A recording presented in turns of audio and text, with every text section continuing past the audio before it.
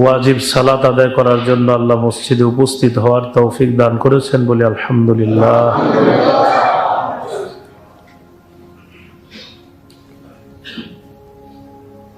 ঈদকে ঈদ বলা হয়, সুম্মিয়াল ঈদ ঈদান লিতাকাররুরিহি। ঈদকে ঈদ বলা হয় কারণ এটা বারবার ঘুরে ফিরে আসে, এটা বারবার আসে, এজন্য এটাকে ঈদ বলা হয়।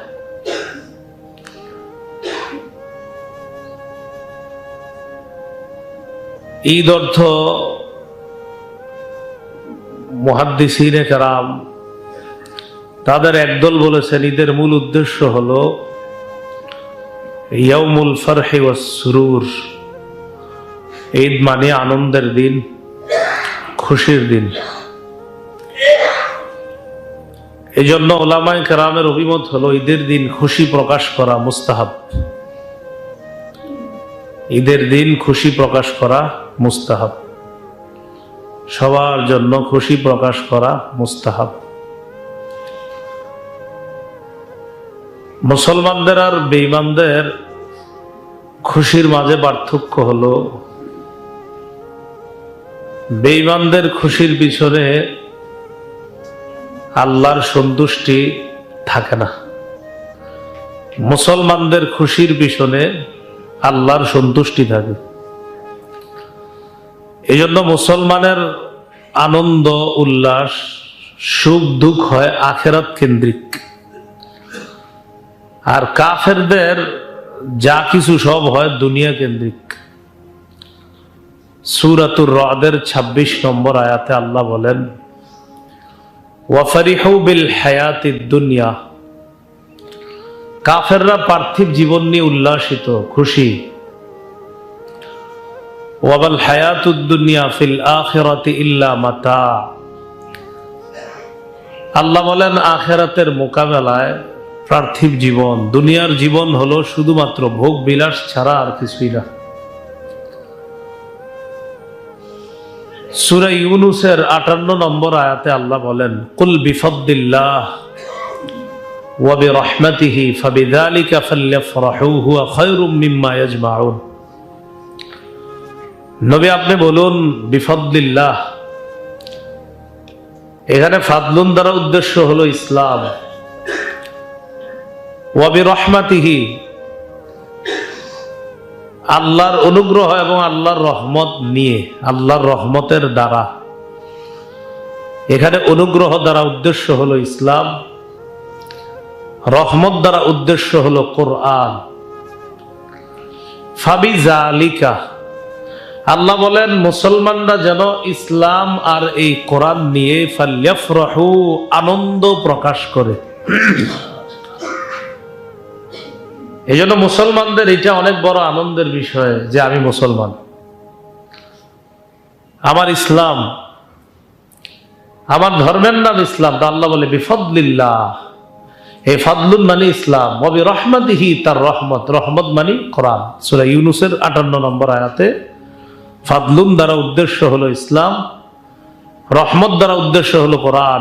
ইসলাম আর কোরআন পেয়ে মুসলমানরা যেন আনন্দ প্রকাশ করে, খুশি হয়। হুয়া খায়রুম মিম্মা ইয়াজমাউন। তারা যে দুনিয়া কামাই করে এটার চাইতে ইসলাম আর কোরআন পাওয়াটা, এটা তাদের কাছে, এই যে ইসলাম আর কোরআন তারা পাইলো, এটা ওই দুনিয়ার চাইতে ১০০০ গুণ বেশি দামি, যে দুনিয়া তারা পুঞ্জীভূত করে জমা করে। তো এই জন্য মুসলমানদের উচিত হলো ঈদের দিন খুশি প্রকাশ করা। আবু দাউদের বর্ণনা,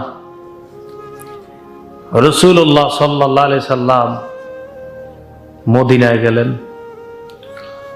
যাওয়ার পর মদিনার মানুষদেরকে দেখলেন, লাহুম ইয়াউমানে ইয়ালআবুনা ফীহিমা, তাদের দুইটা নির্দিষ্ট দিন আছে, দুই দিনে তারা খেলাধুলা করে।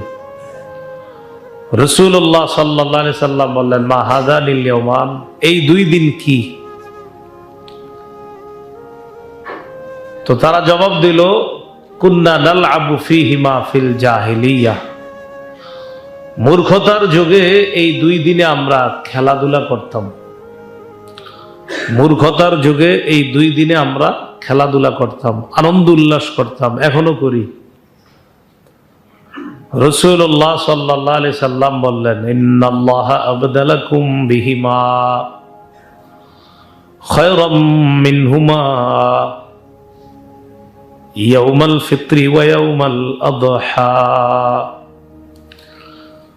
তোমাদের জাহিলি যুগের যে 2 দিন, এই 2 দিনের পরিবর্তে আল্লাহ তোমাদেরকে ইসলামের মধ্যে থেকে খুশি প্রকাশ করার জন্য ওই জাহিলি যুগের 2 দিনের চাইতে 1000 গুণ দামি বেশি আরো 2টা দিন তোমাদেরকে দিছে।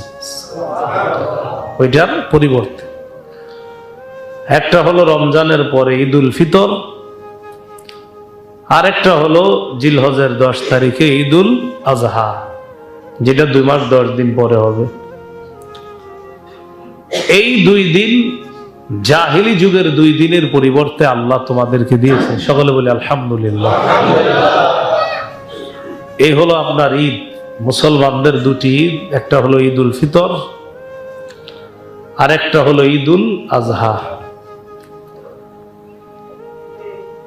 ঈদের নামাজ 2 রাকাত ওয়াজিব।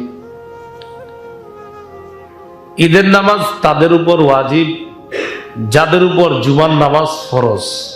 কি বললাম? ঈদের নামাজ তাদের উপর ওয়াজিব যাদের উপর জুমার নামাজ ফরজ। মহিলাদের জন্য ঈদের নামাজ ওয়াজিব না, মহিলাদের জন্য ঈদের নামাজ ওয়াজিব না। তো জুমার নামাজ যাদের উপর ফরজ, ঈদের নামাজ তাদের উপর ওয়াজিব। এই জন্য ঈদের 2 রাকাত নামাজ এটা ওয়াজিব। তো এই ওয়াজিব আমরা আদায় করার জন্য এখানে উপস্থিত হয়েছি। এখানে আসার পর এই দিনটাকে কেন্দ্র করে মনের মধ্যে এটা আনা,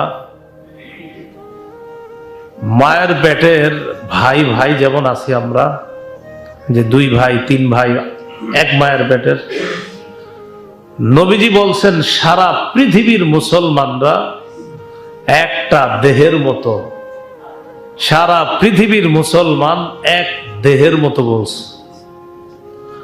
আল মুসলিমুনা কা জাসাদিন ওয়াহিদ।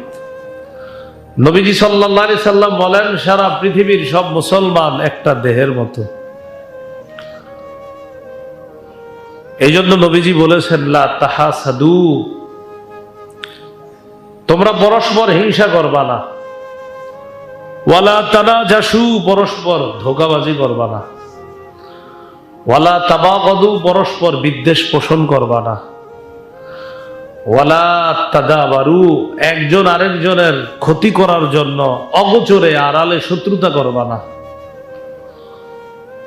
ওয়ালা ইয়াবি বাদুকুম আলা বাইই বাদিন, একজনের কেনা বেচা চলা অবস্থায় আরেকজন কেনা বেচা করবা না। ওয়া কুনু ইবাদাল্লাহি ইখওয়ানা, হে আল্লাহর বান্দারা তোমরা সবাই পরস্পর ভাই ভাই হয়ে যাও। কি বললেন? ভাই ভাই হতে বলছে।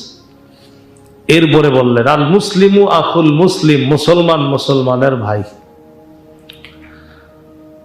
দেখেন আমরা এখানে আপনারা যারা আছেন, নবীজির জীবনী পড়তে প্রায় সবারই আলাদা একটা আগ্রহ থাকে। প্রায় মানুষের ঘরে নবীজির জীবনী আছে, মুসলমানদের ঘরে থাকলেও অনেকে পড়ে অনেকে পড়ে না। তা আসলে সবার পড়া উচিত। রাসূল সাল্লাল্লাহু আলাইহি সাল্লামের জীবনীর অন্যতম একটা আকর্ষণীয় অংশ হলো বিদায় হজের ভাষণ। ওই ভাষণে রাসূল সাল্লাল্লাহু আলাইহি সাল্লাম বলেছেন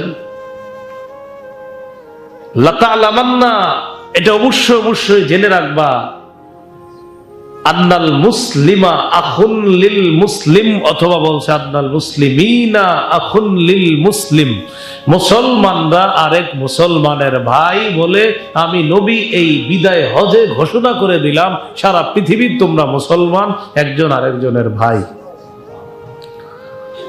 তো বিদায় হজে রাসূল সাল্লাল্লাহু আলাইহি সাল্লাম বললেন মুসলমান মুসলমানের ভাই। তাহলে এক জায়গায় বললেন এক দেহের মতো, আরেক জায়গায় বললেন ভাই। এই যে আমরা এখানে কত আরামে আসছি, কেউ কি আমাদেরকে গুলি করছে? তো গাজার খোঁজ নিছে না, আজকেও হামলা হয়েছে গাজা। গতকালকে থেকে অবস্থা খারাপ আবার। এই যে আমাদের ভাইয়েরা কত কষ্টে আছে, এই কষ্টের মাঝেও ঘাস দিয়ে স্যুপ বানায় ইফতার করতেছে, সাহারি করতেছে, রোজা ভাঙে না। ঘাসের স্যুপ খায়া ইফতার সাহারি করতেছে, রোজা ভাঙে না। একটু নিজেদেরকে দাঁড় করানো দরকার ওই মুসলমানদের কাতার, যে আমার যদি জীবন এরকম হইতো, আসলে কি আমি ঘাস খাইতাম আর সাহারি ইফতার করতাম কিনা। সারা পৃথিবীর মুসলমান এক দেহের মতো, সারা পৃথিবীর মুসলমান একজন আরেকজনের ভাই। ভাইয়ের দেহে আঘাত লাগলে আমার দেহে আঘাত হবে, কারণ আমার দেহ আর আমার ভাইয়ের দেহ তো রসুল আলাদা বলে নাই, বলছে এক। এখন বলেন তো আপনারা, আমরা যারা এই প্রত্যেকের দেহের মধ্যে পায়ে আঘাত লাগলে এটা কি শুধু পায়ে অনুভব হয় না পুরা দেহে অনুভব হয়? অথচ আঘাত পায়ে লাগছে। পৃথিবীর কোন এক মুসলমানের শরীরে যদি আঘাত লাগে, সারা পৃথিবীর মুসলমানদের দেহে এই আঘাতের ব্যথা অনুভব করতে হবে। এটা হলো এক দেহ। তো ঈদের দিন এটা ভ্রাতৃত্বের দিন, ভ্রাতৃত্ব বন্ধন এটা অটুটের দিন।